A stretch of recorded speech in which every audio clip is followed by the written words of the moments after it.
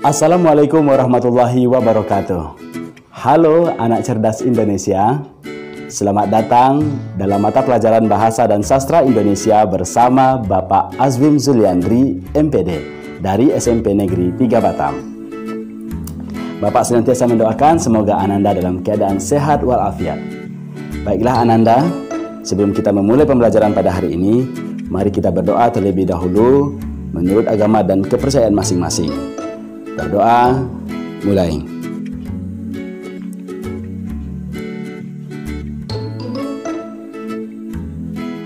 Berdoa, selesai.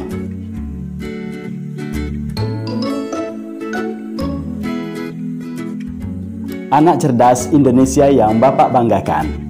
Pada kesempatan kali ini, kita akan membahas materi Bahasa Indonesia kelas 8 SMP. Tepatnya mengenai kompetensi dasar, menelaah struktur dan kaidah kebahasaan teks persuasi. Silakan simak materi berikut ini dengan cermat. Tetap semangat, sukses selalu. Selamat menyaksikan.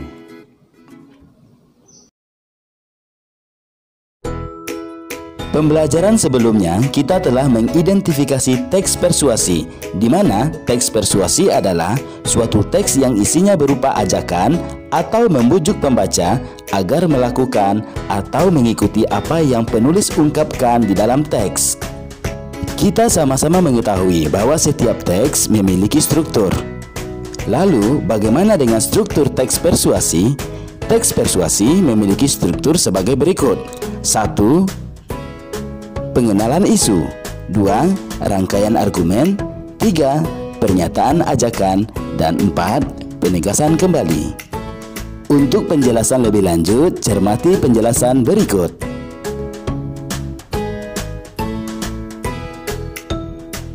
Bagian pengenalan isu. Bagian ini berisi pengantar atau awalan pada teks yang mengenalkan pada isu atau permasalahan yang akan dibahas.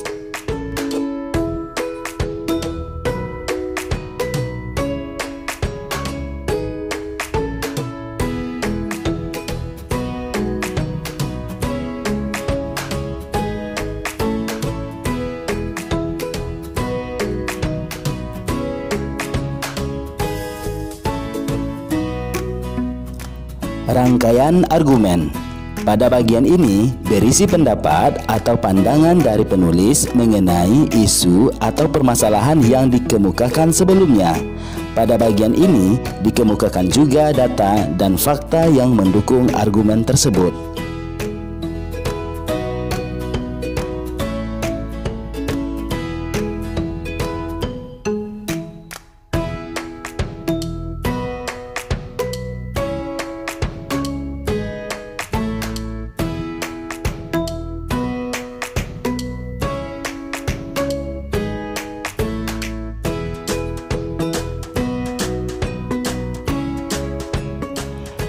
Pernyataan ajakan.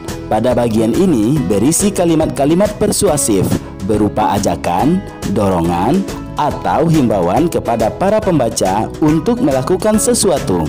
Pernyataan ini bisa berupa tersurat maupun tersirat pada teks.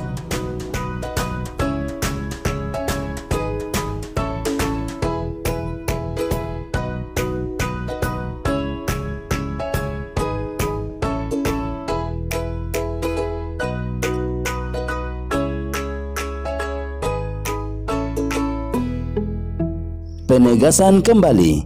Bagian ini berisi kesimpulan dan penguatan pesan terhadap argumen-argumen dari penulis yang telah dikemukakan sebelumnya.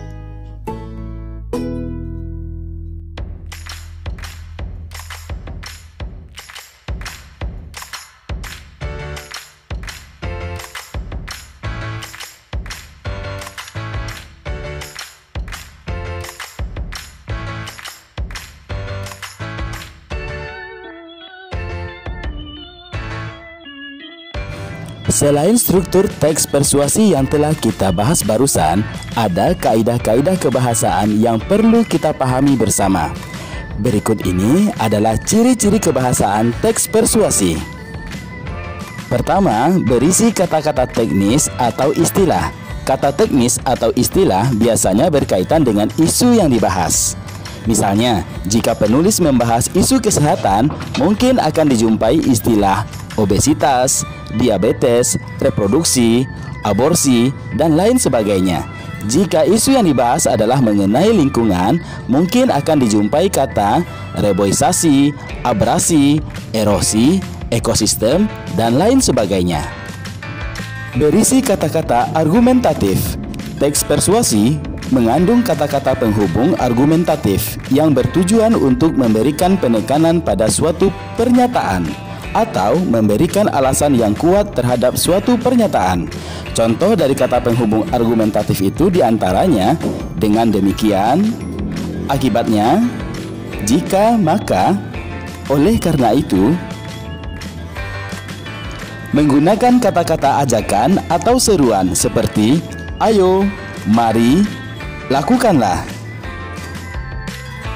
Dan yang keempat, menggunakan kata kerja imperatif. Kata kerja imperatif adalah kata kerja yang berisi saran, larangan, ataupun perintah seperti hendaknya, sebaiknya, semestinya, janganlah, dan lain sebagainya.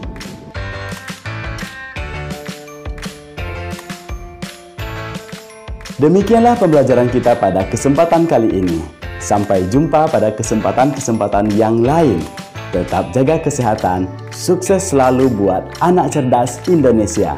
Sampai jumpa. Akhir kata, wabillahi taufiq wal hidayah. Assalamualaikum warahmatullahi wabarakatuh. Dah.